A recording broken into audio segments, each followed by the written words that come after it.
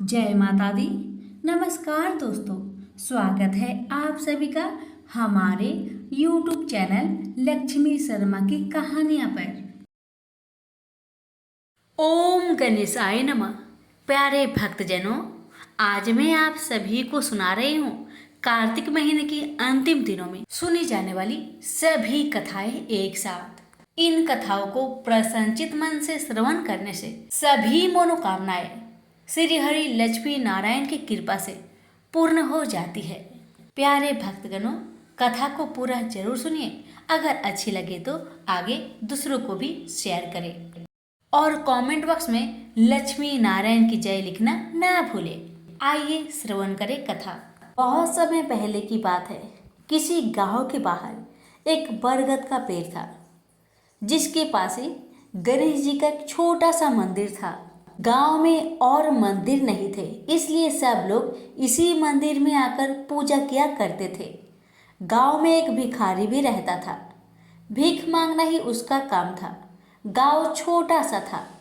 भिखारी को काफी भीख नहीं मिलती थी, इसलिए यह और कोई उपाय न देखकर मंदिर के दरवाजे पर बैठने लगा। सोचने लगा कि लोग यहाँ धर्म करने आते हैं और नहीं तो सही पेट भरने लायक भीख तो मिल जाया करेगी। भिखारी दिन भर मंदिर के दरवाजे पर बैठा रहता और जब वहां किसी को आते देखता तो शिव शिव रटने लगता। इस तरह बेचारा दिन भर गणेश जी और शिव जी का नाम जपता रहता था, मगर शाम तक उसे भीख मिलती थी। फिर 2-4 मुट्ठी अन्न और कुछ फल मूल और कभी कभी 4-6 पैसे मिलते थे। भला इतनी थोड़ी आमदनी से किसी की गुजर कैसे हो सकती है। फिर भिखारी को अपना ही नहीं बल्कि अपनी बेटी की भी चिंता करनी पड़ती थी। उसकी बेटी का नाम था कमला और वह बड़ी चतुर और बड़ी समझदार थी। मगर चतुराई और समझदारी से तो पेट की आग नहीं बुझती, उसे तो भोजन चाहिए। इसलिए कमला कभी कभी अपने बाप को भोजन पाने के लिए तंग करने लगती थी। उस वक्त भिखारी के दिल पर बड़ी चोट लगती। उसकी आंखें भर आती थी। वह चिंता के समुद्र में डूब उतरने लगता था। गर्मी के दिन थे। दोपहर का समय था। ऊपर आसमान और नीचे धरती धक धक जल रही थी। चारों तरफ सन्नाटा छा रहा था। ऐसे ही समय में महादेव पार्वती लोगों का सुख दुख देखने इस संसार में आए। चलते चलते वे उसी गांव में पहुंचे और गणेश जी के मंदिर के सामने से निकले। भिखारी उन्हें आते देख ओम नमः शिवाय, ओम नमः शिवाय की रटना रटने लगा। भिखारी की यह हालत देख पार्वती जी को बड़ी दया आई। उन्होंने महादेव जी से कहा, भगवान, इस भिखारी की तरफ भी तो देखिए, बेचारा कितना दुखी है। देखिए तो कितने प्रेम से आपका नाम जप रहा है और आप भगवान कितने कठोर है। आपको क्या इस भिखारी पर दया नहीं आई?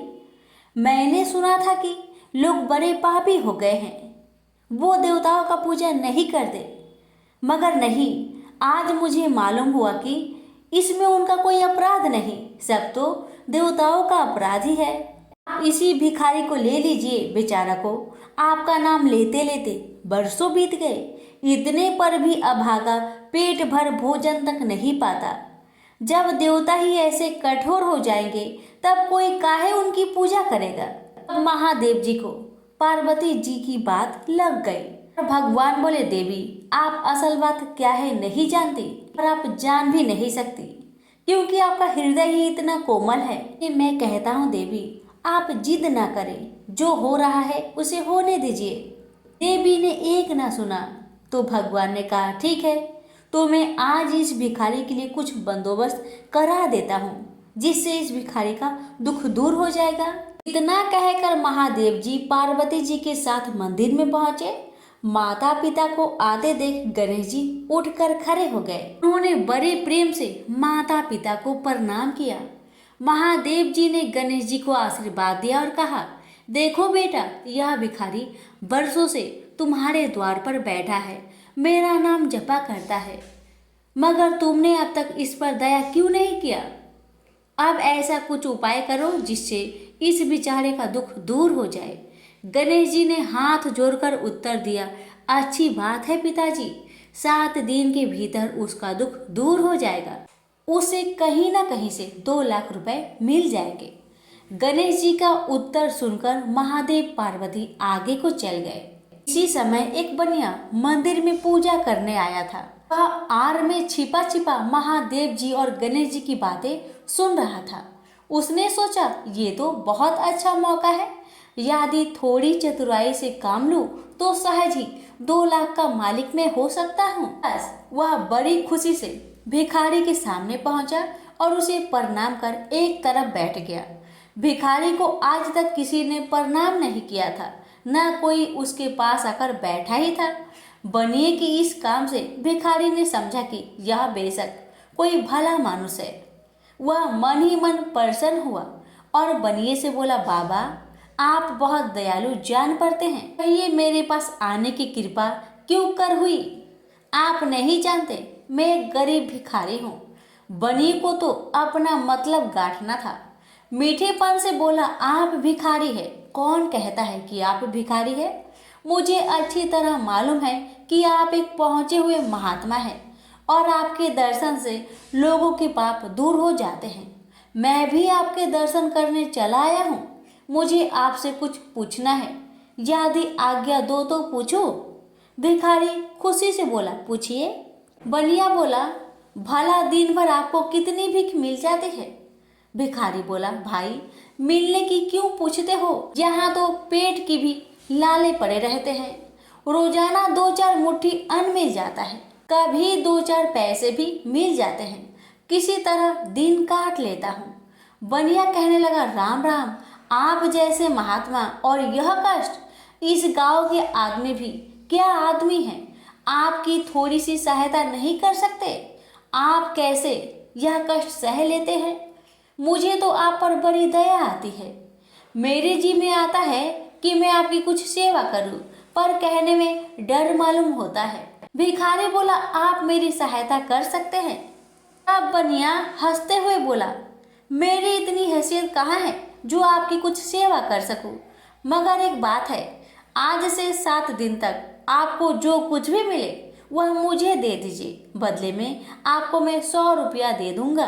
100 रुपये के नाम सुनते ही भिखारी मारे खुशी के उछल पड़ा। उसने सोचा, अगर 100 रुपये मिल जाए तो क्या कहना, यहाँ तो 7 दिन में 7 आने के सामान भी न मिले, तब तो 100 रुपये छोड़ देना सरासर बेवकूफ़ी होगी, पूरा गधापन है। मगर इसी समय उसे लड़की की ख्याल आ गई। उसने सोचा, अगर मैं 100 रुपया लेकर घर पहुंचा और मेरी बिटिया रानी गुस्सा करने लगी तो पहले मैं उसकी सलाह ले लेता हूँ। बस यही विचार में आते ही उसने बनिए को जवाब दिया, आपने मुझ पर बड़ी कृपा की, मगर मैं अभी कुछ नहीं कह सकता, सोच विचार करके कल कहूँगा। जब बनिया चला गया तब भिखारी ने अपनी बिटिया को बुलाया और उससे सब हाल कह सुनाया। चतुर बिटिया कमला ने फौरन समझ गई कि इसमें जरूर कोई बनिए की शैतानी है। उसने पिता से कहा, बनिया बिना फायदे के क्यों 100 रुपये देने चला? खैर कोई बात नहीं पिताजी, मैं कल उस बनिए से बातें तय कर लूंगी, मगर आप बीच में कुछ ना बोलना। उधर बनिए का बुरा हाल था। रात भर उसके पेट में चूहे उछलते रहे। बड़ी मुश्किल से सवेरा हुआ, बनिए की जान में जान आई। वह हाथ मुंह धोते ही भिखारी के पास आ पहुंचा और छूटते ही बोला, क्या विचार किया आपने? कमला भी बनिए से निपटने को तैयार बैठी थी।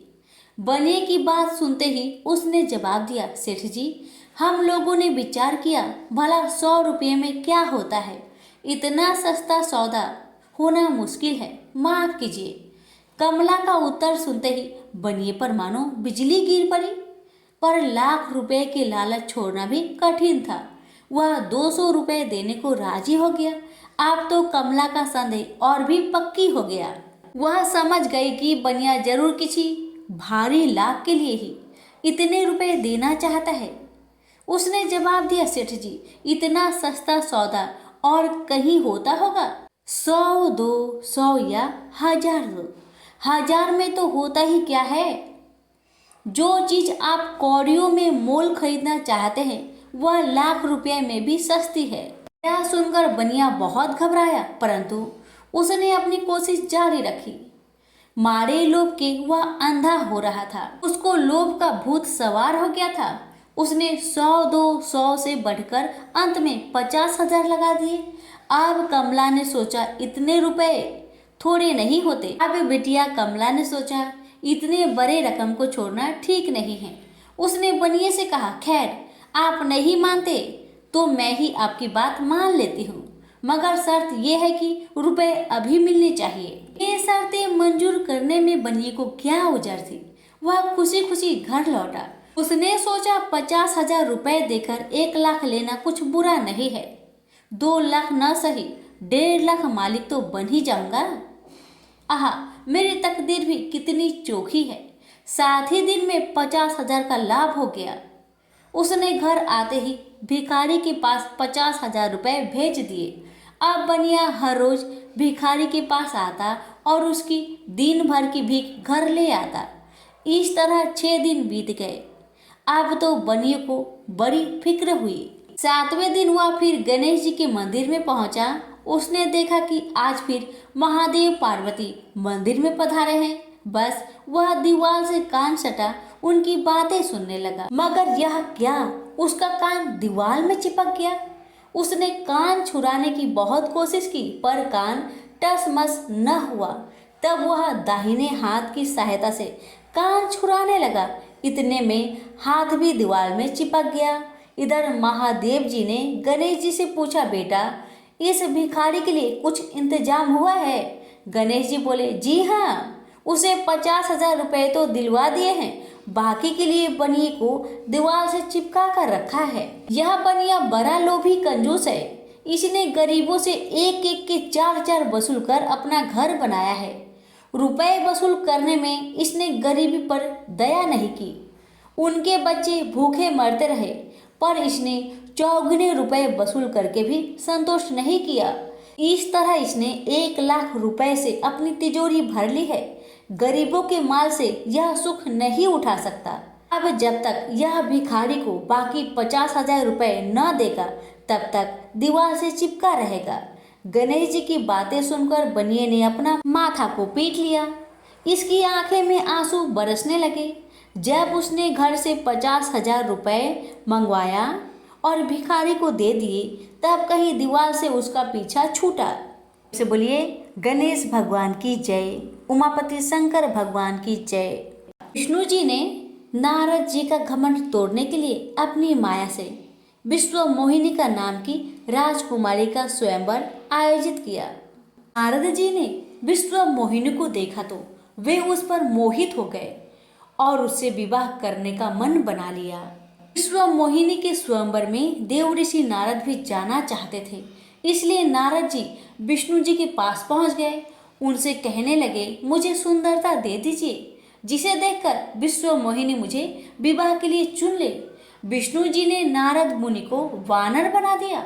नारद जी ने ऐसे ही स्वयंवर में पहुंच गए। स्वयंवर शुरू हुआ तो विष्णु जी भी वहां आ पहुंचे। विश्व मोहिनी ने नारद मुनि को नहीं बल्कि विष्णु जी को चुन लिया और वरमाला पहना दी। नारद मुनि को मालूम हुआ कि विष्णु जी ने उनका चेहरा बानर की तरह बना दिया है। इस बात से बहुत गुस्सा हो गए।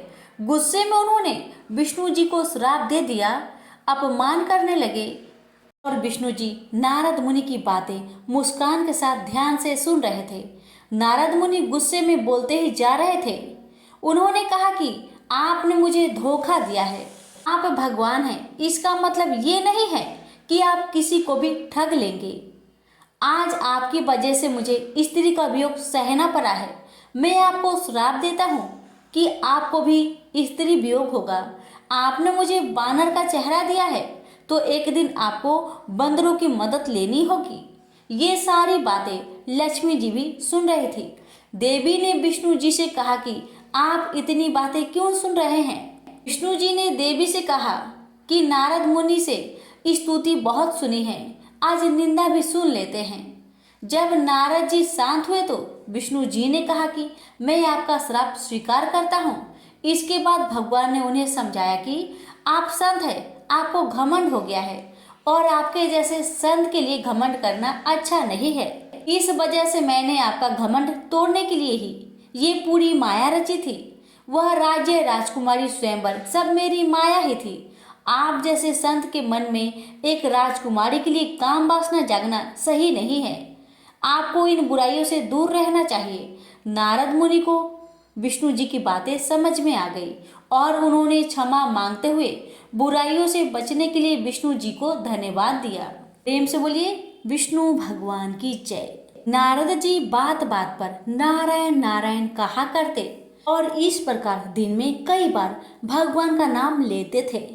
एक दिन उनके मन में यह विचार आया कि वह बहुत बार भगवान का नाम लेते हैं, अतः वही भगवान के सबसे बड़े भक्त है। यह सोचकर नारद जी विष्णु भगवान के पास पहुंचे और पूछा, भगवान आपका सबसे बड़ा भक्त कौन है? विष्णु भगवान ने बताया, अमुक गांव का अमुक किसान मेरा सबसे बड़ा भक्त है। नारद जी को बहुत धक्का लगा। उन्होंने भगवान जी के कथन की पुष्टि के लिए अपने को संभालते हुए भक्त किसान का नाम और पता नोट किया तथा उस किसान के गांव में चल दिए। वहां जाकर उन्होंने देखा कि किसान ने सुबह 4 बजे उठकर 2 बार नारायण नारायण कहा, फिर नाद में भूसा, खली हुआ पानी डालकर बैलों को लगा दिया। दैनिक क्रिया के बाद सुबह का जलपान कर सूर्य उदय के साथ ही हल बैल लेकर खेतों में जा पहुंचा। पूर्वाह 10 बजे पत्नी द्वारा लाया कलेवा खाकर पुनः खेत में काम करने लगा। दोपहर में घर जाकर खाना खाया, सुरती खाया, बैलों को नाद पर लगाया। अपराह में खेती में जाकर काम किया। ठीक सूर्यास्त के पहले घर लौटा, हाथ मुंह धोकर खाना खाया, 2 बार नारायण नारायण कहकर सो गया। नारद जी को बड़ा आश्चर्य हुआ कि किसान द्वारा पूरे दिन में केवल 4 बार नारायण नारायण कहा, जबकि वे स्वयं दिन भर नारायण नारायण कहते हैं, किंतु उन्हें भगवान विष्णु अपना सबसे बड़ा भक्त नहीं मानते हैं। नारद जी ने अपनी आकांक्षा व व्यथा विष्णु भगवान को बताई। तब विष्णु भगवान ने नारद को एक पूरा जल भरा कटोरा दिया और कहा, इसको लेकर आप सूर्यास्त तक भ्रमण कीजिए, लेकिन ध्यान रहे इसमें से एक बूंद पानी भी न गिरने पाए। यदि ऐसा होता है तो मेरा सुदर्शन चक्र आपके पीछे रहेगा। एक बूंद भी पानी गिरा तो वह आपकी गर्दन काट लेगा। नारद जी ने जल भरा कटोरा लिया और सुबह से शाम तक भ्रमण किया। सुदर्शन चक्र ने पीछा किया। सूर्यास्त हुआ तो उन्होंने राहत की सांस ली। कटोरे से एक बूंद पानी नहीं गिरा। उन्होंने राहत की सांस ली। नारद जी विष्णु भगवान के पास पहुंचे। विष्णु जी ने पूछा, भ्रमण कैसा रहा? नारद जी ने उत्तर दिया, आपके सुदर्शन चक्र व भरे पानी के कारण भ्रमण में तनाव बना रहा। विष्णु जी ने पूछा, भ्रमण में कितनी बार मेरा नाम लिया? तब नारद जी ने कहा, भगवान एक तो जल से भरा कटोरा लेकर चलना और उस पर आपके सुदर्शन चक्र का पीछे पीछे चलना, उसमें पूरा ध्यान इन बातों पर था। आपका नाम कहाँ से लेता? नारद जी ने उत्तर दिया।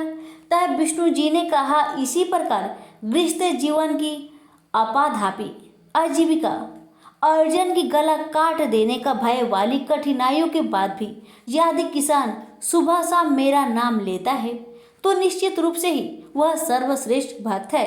भगवान कहते हैं, जो अपने कर्म करते हुए भी मुझे याद करता है उसके द्वार पर उसके दुख हरने मैं स्वयं जाता हूँ, और जो फुर्सत मिलने पर मुझे याद करता है उसे दुख के समय मेरे द्वार पर आना होता है। प्रेम से बोलिए लक्ष्मी नारायण की जय। एक समय की बात है कि विष्णु भगवान का विवाह लक्ष्मी जी के साथ निश्चित हो गया। विवाह की तैयारी होने लगी। सभी देवताओं को निमंत्रण भेजे गए, परंतु गणेश जी को निमंत्रण नहीं दिया गया। कारण जो भी रहा हो, अब भगवान विष्णु की बारात जाने का समय आ गया। सभी देवता अपनी पत्नियों के साथ विवाह समारोह में आए। उन सब ने देखा कि गणेश जी कहीं दिखाई नहीं दे रहे हैं। तब वे आपस में चर्चा करने लगे कि क्या गणेश जी को नहीं न्योता गया है या स्वयं गणेश जी नहीं आए हैं। सभी को इस बात पर आश्चर्य होने लगा। तभी सबने विचार किया कि विष्णु भगवान से ही इसका कारण पूछा जाए। विष्णु भगवान से पूछने पर उन्होंने कहा कि हमने गणेश जी के पिता भोलेनाथ महादेव को न्योता भेजा है। यदि गणेश जी अपने पिता के साथ आना चाहते हैं तो आ जाए, अलग से न्योता देने की कोई आवश्यकता भी नहीं है। दूसरी बात यह है कि उनको 1.25 मन मूंग, 1.25 मन चावल, 1.25 मन घी और 1.25 मन लड्डू का भोजन दिन भर में चाहिए। यदि गणेश जी नहीं आएंगे तो कोई बात नहीं, दूसरे के घर जाकर इतना सारा खाना पीना अच्छा भी नहीं लगता। इतनी बार तक कर ही रहे थे कि किसी एक ने सुझाव दिया, यदि गणेश जी आ भी जाए तो उनको द्वारपाल बनाकर बैठा देंगे कि आप घर का ध्यान रखना। आप तो चूहे पर बैठकर धीरे धीरे चलोगे तो बारात से बहुत पीछे रह जाओगे। यह सुझाव भी सबको पसंद आ गया तो विष्णु भगवान ने भी अपनी सहमति दे दी। होना क्या था, इतने में ही गणेश जी वहां आ पहुंचे और उन्हें समझा बुझाकर घर की रखवाली करने बैठा दिया गया। बारात चल दी, तब नारद जी ने देखा कि गणेश जी तो दरवाजे पर ही बैठे हुए हैं, तो वे गणेश जी के पास गए और रुकने का कारण पूछा। गणेश जी कहने लगे कि विष्णु भगवान ने मेरा बहुत अपमान किया है। नारद जी ने कहा कि आप अपनी मूषक सेना को आगे भेज दीजिए तो वह रास्ता खोद देगी, जिससे उनके वाहन धरती में धंस जाएगी। तब आपको सम्मान पूर्वक बुलाना ही पड़ेगा। अब तो गणेश जी ने अपनी मूषक सेना जल्दी से आगे भेज दी और सेना ने जमीन पोली कर दी। जब बारात वहां से निकली तो रथों के पहिए धरती में धंस गए। लाख कोशिश करे परंतु पहिए न निकले। सभी ने अपने अपने उपाय किए परंतु पहिए तो नहीं निकले, बल्कि जगह जगह से टूट गए। किसी की समझ में नहीं आ रहा था कि अब क्या किया जाए। तब तो नारद जी ने कहा, आप लोगों ने गणेश जी का अपमान करके अच्छा नहीं किया। यदि उन्हें मनाकर लाया जाए तो आपका कार्य सिद्ध हो सकता है और यह संकट टल सकता है। भगवान शंकर ने अपने दूत नंदी को भेजा और वे गणेश जी को लेकर आए। गणेश जी का आदर सम्मान के साथ पूजन किया। तब कहीं रथ के पहिए निकले। अब रथ के पहिए निकल तो गए परंतु वह टूट फूट गए थे। उन्हें सुधारेगा कौन? पास के खेत में खाती काम कर रहा था, उसे बुलाया गया। खाती अपना कार्य करने से पहले श्री गणेशाय नमः कहकर गणेश जी की वंदना मन ही मन करने लगा। देखते ही देखते खाती ने सभी पहियों को ठीक कर दिया। तब खाती कहने लगा कि देवताओं, आपने सर्वप्रथम गणेश जी को नहीं मनाया होगा और ना ही उनका पूजन किया होगा, इसलिए तो आपके साथ यह संकट आया है। हम तो मूर्ख अज्ञानी हैं, फिर भी पहले गणेश जी को पूजते हैं, उनका ध्यान करते हैं। आप लोग तो देवतागण हैं, फिर भी आप गणेश जी को कैसे भूल गए? अब आप लोग भगवान श्री गणेश जी की जय बोलकर जाए तो आपके सब काम बन जाएंगे और कोई संकट भी नहीं आएगा। ऐसा कहते हुए बारात वहां से चल दी और विष्णु भगवान का लक्ष्मी जी के साथ विवाह संपन्न करा के सभी सकुशल घर लौट आए। हे गणेश जी महाराज, आपने विष्णु को जैसे कारज सरियो ऐसा कारज सबका सिद्ध कर जो। बोलो गजानन भगवान की जय। एक छोटी सी लड़की थी जो कार्तिक नहाया करती थी। कार्तिक का महीना पूरा हुआ तो सब कहने लगे कि गंगा जी जाए या जमुना जी जाए या हरिद्वार होकर आए। एक स्त्री बोली कि मैं तो राई दामोदर भगवान को जिमाऊंगी। सब पूछने लगे कि वे कैसे होते हैं।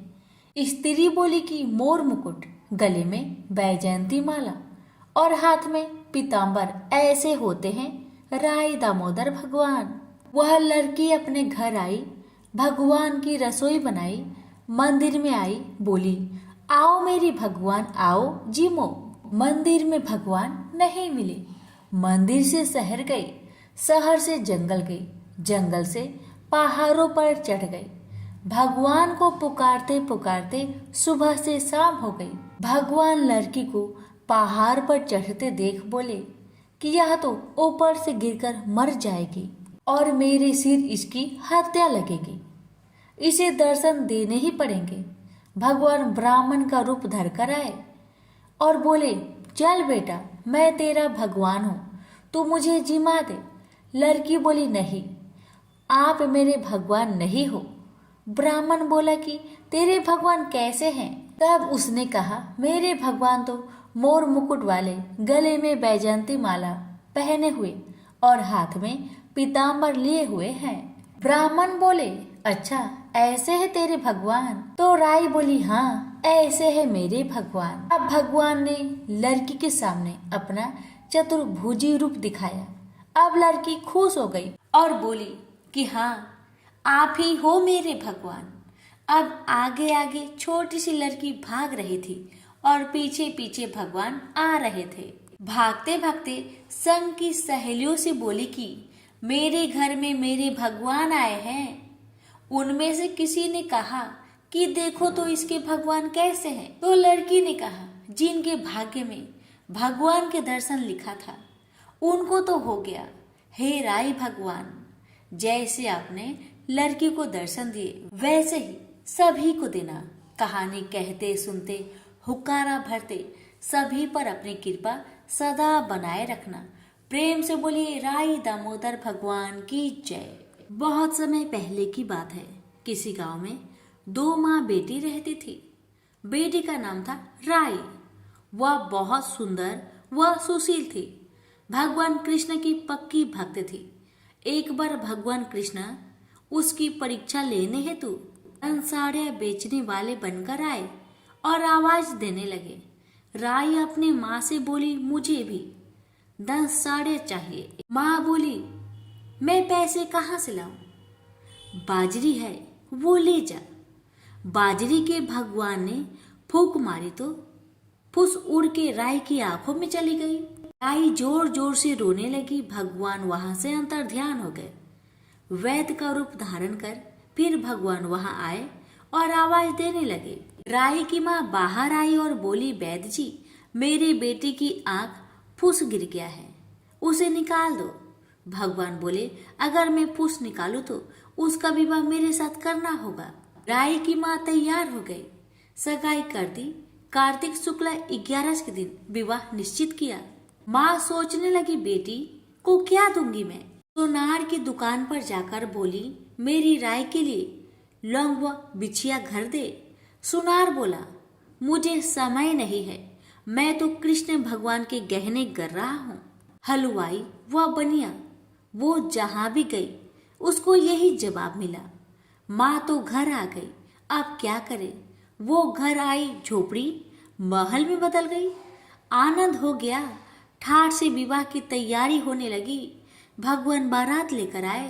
माँ ने खूब ठाठ से राय का विवाह भगवान कृष्ण के साथ कर दिया। भगवान राय को लेके द्वारिका गए तो राय महल में रहने लगी। दूसरी रानियां चिढ़ने लगी। सावन में राई पिहर गई।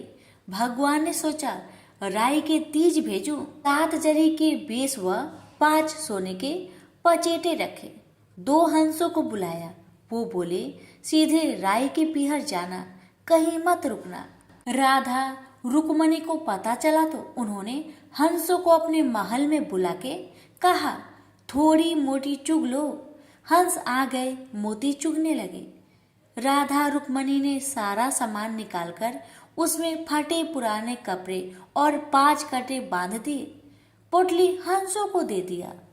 हंस सामान लेके राय के पास गए। राय खुशी से नाचने लगी। जैसे ही पोटली खोली, 5 अंगुलियों में 5 कांटे चुभ गए। राय बहुत दुखी हुई। सावन खत्म हुआ तो भगवान लेने आए। राय भगवान से बोली, नहीं भगवान, आए तो राय दूर दूर हो जाए। भगवान ने सोचा, कोई बात नहीं। राय फिर भी नहीं बोले। इतनी पर भी राय भगवान को अपने महल में ही जिमाती, भोजन में दही जरूर देती। एक दिन भगवान बिल्लो गाना के दही खा गए। अब राय दही कहाँ से रखे? भगवान गुजरी बनकर दही बेचने आए। राय नीचे जाकर बोली, थोड़ा दही दे दो। गुजरी रूपी भगवान बोले, राय तुम उदास क्यों हो? हमने सुना है आप भगवान से नाराज हैं। राई बोली, मुझे क्या मतलब, तू जा। तो गुजरी रूपी भगवान से बोले, हम सहेली जैसे हैं, तो मन की बात कहो, मैं किसी को ना कहूंगी। राई ने सारी बात कही। सुनते ही भगवान को अचंभा हुआ और वे असली रूप में आ गए और बोले, ये कैसे हुआ? मैंने तो जड़ी के बेसुआ सोने की पचेट भेजे थे। भगवान ने हंसों को बुलाकर पूछा, तुम कहीं रुके तो नहीं? हंस बोले, राधा रुक्मणी के महल में रुके और कहीं नहीं रुके थे। भगवान ने राधा रुक्मणी को बुलवाया और पूछा, आपने ऐसा क्यों किया? वो बोली, आप हमारे महल नहीं पधारे, इसलिए हमने ऐसा किया। भगवान बोले, आप हमको प्रेम से बुलाते तो हम जरूर आते। फिर भगवान बोले, कार्तिक का महीना राय को दूंगा, 5 दिन 5 तिथ्य राधा रुक्मन को व 11 सत्यभामा को दूंगा। भगवान ने सबको मान दिया। हे भगवान, राधा रुक्मन राय को मान दिया, वैसे सबको देना। घटती को पूरी कर जो, पूरी का प्राण छोड़ जो, भूल चूक को माफ कर जो। प्रेम से बोलिए राय दामोदर भगवान की जय। एक राजा था, उसका प्रण था, वह रोज 1.25 मन आंवले का दान करके ही खाना खाता था। इससे उसका नाम आंवलिया राजा पड़ गया। एक दिन उसके बेटे बहू ने सोचा कि राजा इतने सारे आंवला रोजाना दान करते हैं, इस प्रकार तो एक दिन सारा खजाना खाली हो जाएगा। इसलिए बेटे ने राजा से कहा कि उसे इस तरह दान करना बंद कर देना चाहिए। बेटे की बात सुनकर राजा को बहुत दुख हुआ और राजा रानी महल छोड़कर बियाबान जंगल में जाकर बैठ गए। राजा रानी आंवला दान नहीं कर पाए और प्रण के कारण कुछ खाया भी नहीं। जब भूखे प्यासे 7 दिन हो गए, तब भगवान ने सोचा कि यदि मैंने इसका प्रण नहीं रखा और इसका सत नहीं रखा तो विश्वास चला जाएगा। इसलिए भगवान ने जंगल में ही महल, राज्य और बाग बगीचे सब बना दिए और ढेरों आंवले के पेड़ लगा दिए। सुबह राजा रानी उठे तो देखा कि जंगल में उनके राज्य से भी दुगना राज्य बसा हुआ है। राजा रानी से कहने लगे, रानी देखिए, कहते हैं ना, सत मत छोड़ो, सुरमा सत छोड़िया पत जाए, सत की छोड़ी लक्ष्मी फिर मिलेगी आए। राजा ने रानी से कहा, आओ नहा धोकर आंवले दान करें और भोजन करें। राजा रानी ने आंवले दान करके खाना खाया और खुशी खुशी जंगल में रहने लगे। उधर आंवला देवता का अपमान करने व माता पिता से बुरा व्यवहार करने के कारण बहू बेटे के बुरे दिन आ गए। राज्य दुश्मनों ने छीन लिया, दाने दाने का मोहताज हो गए और काम ढूंढते हुए अपने पिताजी के राज्य में आ पहुंचे। उनके हालत इतने बिगड़े हुए थे कि पिता ने उन्हें बिना पहचाने हुए अपने काम पर रख लिया। बेटे बहू सोच भी नहीं सकते कि उनके माता पिता इतने बड़े राज्य के मालिक भी हो सकते हैं। सो उन्होंने भी अपने माता पिता को नहीं पहचाना। एक दिन बहू ने सास के बाल गूंथते समय उनकी पीठ पर मस्सा देखा। उसे यह देखकर सोचकर रोना आने लगा कि ऐसा मस्सा मेरी सास की भी थी। हमने ये सोचकर उन्हें आंवले दान करने से रोका था कि हमारा धन नष्ट हो जाएगा। आज वे लोग न जाने कहाँ होंगे। ये सोचकर बहू को रोना आने लगा और आंसू टपक टपक कर सास की पीठ पर गिरने लगी। रानी ने तुरंत पलटकर देखा और पूछा कि तुम क्यों रो रही हो? उसने बताया, आपकी पीठ में जैसा मस्सा है मेरी सास की पीठ पर भी थी। हमने उन्हें आंवले दान करने से मना कर दिया था, इसलिए वे घर छोड़कर कहीं चले गए हैं। तब रानी ने उन्हें पहचान लिया और सारा हाल पूछा और अपना हाल बताया। अपने बेटे बहू को समझाया कि दान करने से धन कम नहीं होता बल्कि बढ़ता है। अब तो बेटे बहू भी अब सुख से राजा रानी के साथ रहने लगे। हे भगवान, जैसा राजा रानी का सत रखा वैसा सत सबका रखना। कहानी कहने वाले, सुनने वाले और हुक्कार भरने वाले सभी के परिवार को सदैव सुखी रखना। प्रेम से बोलिए आंवला देवता की जय, लक्ष्मी नारायण की जय। एक ब्राह्मण थी जो कि मरकर धर्मराज जी भगवान के घर गई। वहां जाकर उसने कहा, मुझे धर्मराज जी के मंदिर की रास्ता बता दो, मुझे जाना है। स्वर्ग से एक दूत आए और बोले, ब्राह्मणी आपको क्या चाहिए? तब ब्राह्मणी बोली, मुझे धर्मराज भगवान के मंदिर की रास्ता बता दो। इतना कहकर आगे आगे दूत और पीछे पीछे ब्राह्मणी मंदिर तक गई। ब्राह्मणी बहुत धार्मिक महिला थी। उसने बहुत दान पुण्य कर रखे थे। उसे विश्वास था कि उसके लिए धर्मराज जी की मंदिर का रास्ता अवश्य खुल जाएगा। ब्राह्मणी ने वहां जाकर देखा, वहां बड़ा सा मंदिर था। सोने का सिंहासन था, हीरे मोती से जटित छतरी थी। धर्मराज जी न्याय सभा में बैठे साक्षात इंद्र के समान शोभा पा रहे थे और न्याय नीति से अपना राज्य संभाल रहे थे।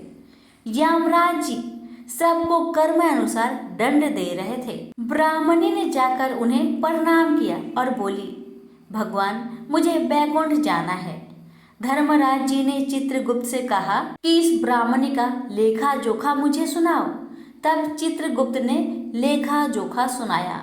सुनकर धर्मराज जी ने कहा, तुमने सब धर्म किए हैं पर धर्मराज जी की कहानी नहीं सुनी। बैकुंठ में तुम कैसे जाएगी? ब्राह्मणी बोली, हे भगवान, धर्मराज जी की कहानी का क्या नियम है? कृपा करके आप मुझे बताए। तब धर्मराज जी बोले, कोई 1 साल, कोई 6 महीने, कोई 7 दिन ही सुने, पर धर्मराज जी की कहानी अवश्य सुने, फिर उसका उद्यापन कर दे। उद्यापन में काठी, छतरी, चप्पल, बाल्टी, रस्सी, टोकरी, टॉर्च, साड़ी, ब्लाउज का बेस, लोटे में शक्कर भरकर, 5 बर्तन, 6 मोती, 6 मूंगा, यमराज जी की लोहे की मूर्ति, धर्मराज जी की सोने की मूर्ति, चांदी का चांद, सोने का सूरज, चांदी का साठिया ब्राह्मण को दान करे। प्रतिदिन चावल का साठिया बनाकर कहानी सुने। यह बात सुनकर ब्राह्मणी बोली, भगवान, मुझे 7 दिन वापस पृथ्वी लोक में जाने की आज्ञा दे। मैं कहानी सुनकर वापस आ जाऊंगी। धर्मराज जी ने उसका लेखा जोखा देकर 7 दिन के लिए पृथ्वी पर भेज दिया। ब्राह्मणी जीवित हो गई। ब्राह्मणी ने अपने परिवार वालों से कहा कि मैं 7 दिन के लिए धर्मराज जी की कहानी सुनने के लिए धरती पर वापस आई हूँ। इस कथा को सुनने से बड़ा पुण्य मिलता है। उसने चावल का साथिया बनाकर परिवार के साथ 7 दिन तक धर्मराज जी की कथा सुनी। 7 दिन पूरे होने पर वापस धर्मराज जी का बुलावा आया और ब्राह्मणी को बैकुंठ में श्री हरि की चरणों में स्थान मिला। प्रेम से बोलिए धर्मराज भगवान की जय। किसी भी गांव में एक साहूकार था और उसका एक बेटा व बहू भी थे। बहू कार्तिक माह में रोज सवेरे उठकर गंगा स्नान के लिए जाती थी। सुबह जल्दी जाते समय वह किसी भी पराये पुरुष का मुख नहीं देखती थी। एक राजा का बेटा भी सुबह सवेरे गंगा स्नान के लिए जाता था। वह हैरान होता था कि मैं इतनी जल्दी उठता हूँ स्नान के लिए, लेकिन कोई है जो मुझसे भी जल्दी उठकर नहा लेता है। कार्तिक माह के 5 दिन बचे थे कि एक दिन साहूकार की बहू तो स्नान करके वापस जा ही रही थी और उस समय राजा का बेटा स्नान के लिए आ रहा था। आवाज सुनकर वह जल्दी जल्दी जाने लगी, लेकिन जल्दबाजी में उसकी माला मोजरी छूट गई। राजा के बेटे ने उसकी माला मोजरी उठा ली और सोचने लगा कि जिस स्त्री का यह माला मोजरी इतनी सुंदर है, वह स्त्री कितनी सुंदर होगी। उसने पूरे गांव में मुनादी करवा दी कि जिसकी तह माला मोजरी है वह 5 रात मेरे पास आएगी। साहूकार के बेटे की बहू ने कहलवा दिया कि मैं 5 रात आऊंगी, लेकिन किसी को साक भरने बैठा देना। राजा के बेटे ने एक तोते को पिंजरे में बंद कर गंगा किनारे पेड़ पर टांग दिया। बहू सुबह के समय आई, पहली पैरी पर पैर रखा और बोली, हे कार्तिक के ठाकुर, राई दामोदर, 5 पांडु, 6ठे नारायण, भीखम राजा, उस पापी को नींद आ जाए। राजा के बेटे को नींद आ गई। बहू नहा धोकर चलने लगी तो तोते से बोली, सुआ सुआ तेरे गल डालूंगी हीरा, तेरी साख भरियो बीरा। सुआ बोला कि कोई बीर भी साख भरता है क्या? वह फिर बोली, सुआ सुआ सुबह तेरे पग घालूंगी नेवर, साख भरियो मेरे देवर। सुआ ने कहा, ठीक है भाभी, मैं तेरी साख रखूंगा। वह तो कहकर चली गई। राजा का बेटा हड़बड़ा कर उठा और सुआ से पूछा, सुआ सुआ वह आई थी, कैसी थी? सुआ बोला, आभा किसी बिजली, होली किसी झल, केला किसी कामनी, गुलाब सा रंग। अगले दिन राजा के बेटे ने सोचा कि आज मैं अपनी उंगली में चीरा लगाऊंगा, इससे मुझे नींद नहीं आएगी। अगले दिन राजकुमार उंगली चीर कर लेट गया। वह आई और भगवान से उसी तरह प्रार्थना करने लगी और राजकुमार को फिर नींद आ गई। वह स्नान करके फिर से वापस चली गई। सुबह राजकुमार ने तोते से पूछा तो उसने वही सारी बातें दोहरा दी। अब राजकुमार बोला कि मैं आज रात में आंखों में मिर्ची डालकर बैठूंगा। रात में वह मिर्ची डालकर बैठ गया। बहू फिर आई, प्रार्थना की, जिससे उसे फिर से नींद आ गई। राजकुमार ने तोते से बहू के आने की बात पूछी। उसने फिर बता दी। राजकुमार अब फिर सोचने लगा कि आज मैं बिना बिस्तरे के ही बैठूंगा और रात को बिना बिस्तरे के बैठ गया। जब वह स्नान करने आई तो उसने फिर से भगवान से प्रार्थना की और राजकुमार को नींद आ गई। जब वह नहाकर जाने लगी तो आंख बंद करके चली गई। राजकुमार जब उठा तो वह जा चुकी थी। राजकुमार फिर सोच में पड़ गया और सोचने लगा कि आज मैं अंगीठी जलाकर बैठूंगा, जिससे नींद नहीं आएगी। फिर वह रात को अंगीठी रखकर बैठ गया। साहूकार की बहू आई और वह भगवान से प्रार्थना करने लगी कि आपने चारों रात तो निकाल ली, अब यह रात और निकाल दो। भगवान ने उसकी बात रख ली और राजकुमार को नींद आ गई। जब वह नहाकर जाने लगी तो तोते से बोली कि इस पापी को कह देना कि 5 रातें पूरी हो चुकी है, वह मेरी मोतियों की माला मेरे घर भिजवा दे। सुबह राजकुमार की आँख खुली तो उसने तोते से पूछा कि क्या वह आई थी? तो तोते ने कहा, हाँ वह आई थी और उसने अपनी माला मंगवाई है। यह सुन राजकुमार सोचने लगा कि वह तो सच्ची थी, तभी तो भगवान ने भी उसका सत रखा। कुछ समय के बाद राजकुमार को कोढ़ हो गया। राजा ने ब्राह्मण को बुलवाकर पूछा कि मेरे बेटे का शरीर क्यों जल रहा है। ब्राह्मण ने विस्तार से सारी बात राजा को बताई कि इसने क्या किया था। ब्राह्मण ने कहा कि इसने पतिव्रता स्त्री पर बुरी नजर डाली थी, इसलिए यह इस रोग से पीड़ित हुआ है।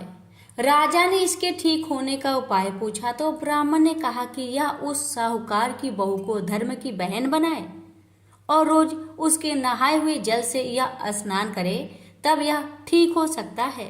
राजा साहूकार की बहू की माला लेकर साहूकार के घर गया और बोला कि यह माला आपकी पुत्र वधू की है, इसे ले और आपकी बहू के नहाए हुए जल से मेरे बेटे को नहला दे।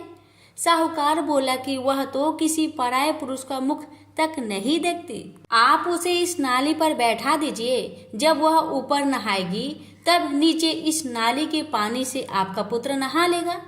राजकुमार ने ऐसा ही किया और कुछ समय बाद उसका शरीर चंदन सा हो गया। हे पंच भिक्षु देवता, जैसे आपने साहूकार की पुत्र वधू का सत रखा, वैसे ही सभी का रखना। प्रेम से बोलिए पंच भिक्षु देवता की जय। अब सुनिए पंच भिक्षु गीत।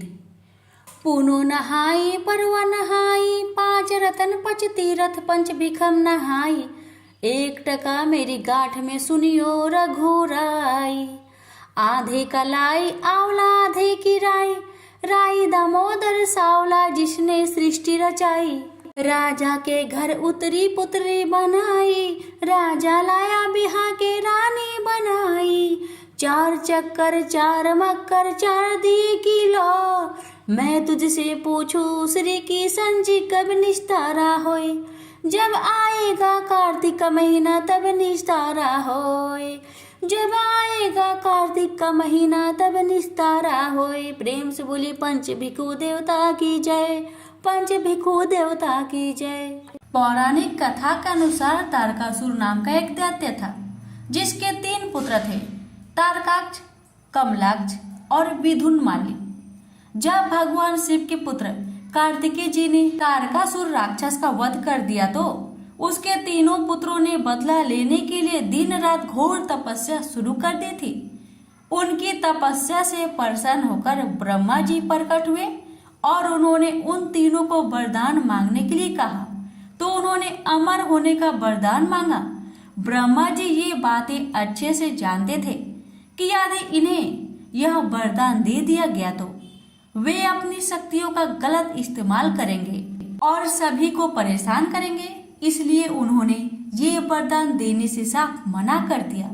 ब्रह्मा जी ने उनसे कोई अन्य वरदान मांगने को कहा, तो उन्होंने कहा कि उनके नाम का एक नगर बसाया जाए और जब भी कोई उनका वध करना चाहे तो सिर्फ एक तीर से तीनों का अंत एक साथ कर सके। इस पर ब्रह्मा जी ने तथास्तु कह दिया। वरदान प्राप्त करने के बाद तारकासुर के तीनों पुत्रों ने तीनों लोकों पर कब्जा कर लिया और उसने देवताओं पर अत्याचार शुरू कर दिया। उनके अत्याचारों से परेशान होकर सभी देवता भगवान शिव के पास गए और अपनी परेशानी बताई। तब महादेव ने विश्वकर्मा जी से एक रथ का निर्माण करवाया और उस पर सवार होकर तीनों का वध करने के लिए निकल पड़े। देवताओं और राक्षसों के बीच भयंकर युद्ध चल रहा था और युद्ध के दौरान जब तीनों राक्षस एक साथ सीधे आए तभी भगवान शिव ने एक तीर से तीनों का वध कर दिया। धार्मिक मान्यताओं के अनुसार तभी से भगवान शिव को त्रिपुरारी कहा जाने लगा। कहते हैं उन तीनों के अत्याचारों से मुक्त होने की खुशी में ही देवताओं ने देव दीपावली महापर्व मनाना शुरू कर दिया। प्रेम से बोलिए भोलेनाथ की जय। इस कहानी को कार्तिक पूर्णिमा के अगले दिन परवा को कहते हैं। आटे से घर बनाते हैं और आटे के चीरा चीरी बनाकर घर के बीचों बीच रखते हैं। उन्हें कपड़े पहनाते हैं और आटे के घर में घर का सारा सामान रखते हैं।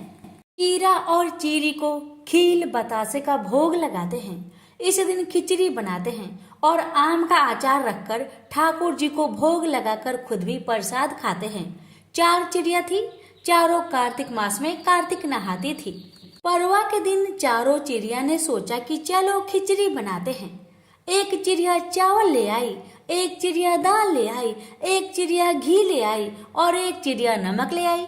सबने मिलकर खिचड़ी बनाई। सबने सोचा कि पहले नहा लिया जाए तब खिचड़ी खाते हैं। सब चिड़िया नहाने चली गई। पहले एक चिड़िया आई, उसे बहुत जोर की भूख लगी थी।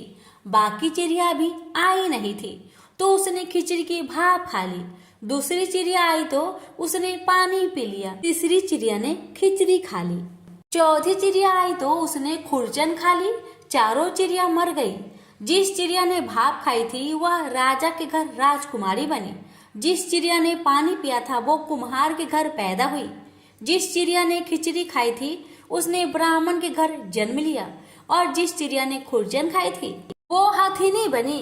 कुम्हार की लड़की राजा के यहाँ दासी बनी।